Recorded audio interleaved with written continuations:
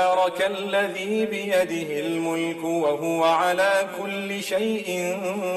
قدير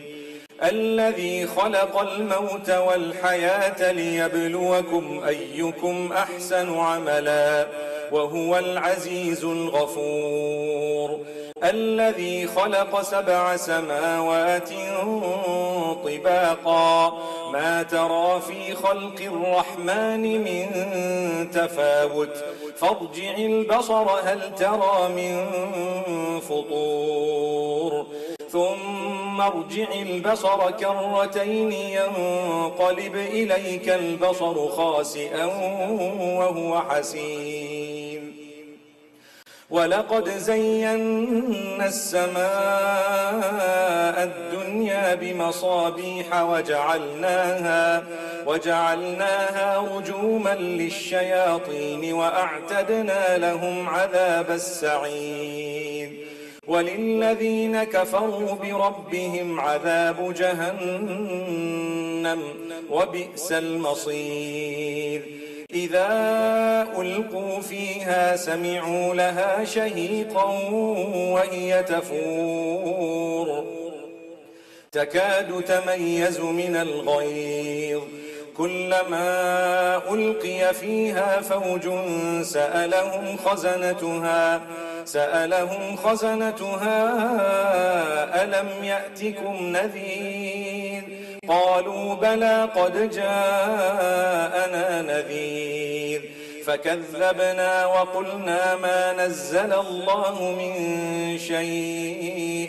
إن أنتم إلا في ضلال كبير وقالوا لو كنا نسمع أو نعقل ما كنا في أصحاب السعير فاعترفوا بذنبهم فسحقا لأصحاب السعير إن الذين يخشون ربهم بالغيب لهم مغفرة وأجر كبير وأسروا قولكم أو اجهروا به إنه عليم بذات الصدور ألا يعلم من خلق وهو اللطيف الخبير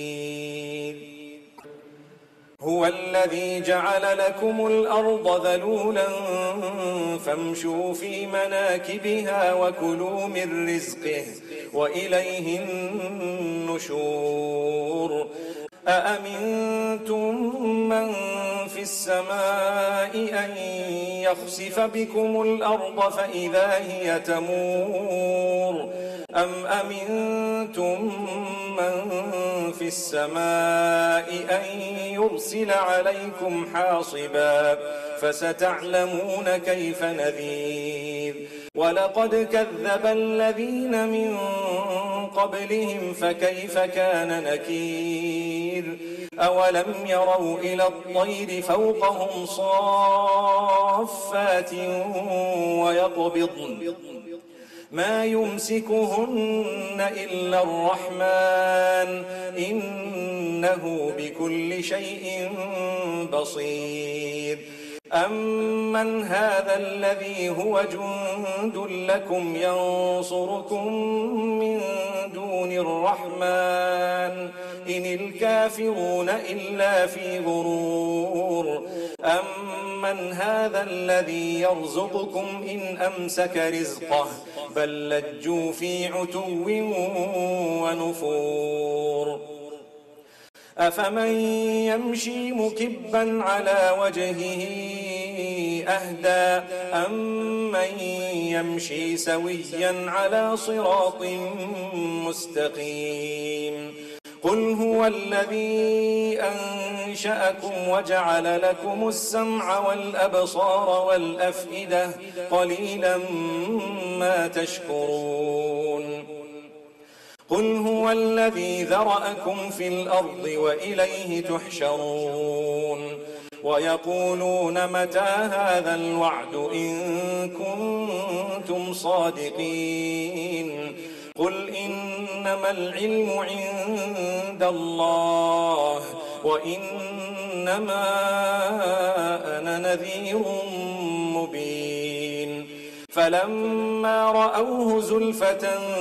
سيئت وجوه الذين كفروا وقيل هذا الذي كنتم به تدعون. قل أرأيتم إن أهلكني الله ومن معي أو رحمنا فمن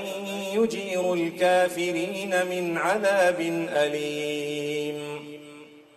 قل هو الرحمن آمنا به وعليه توكلنا فستعلمون من هو في ضلال مبين. قل أرأيتم إن أصبح ماؤكم غورا فمن يأتيكم بماء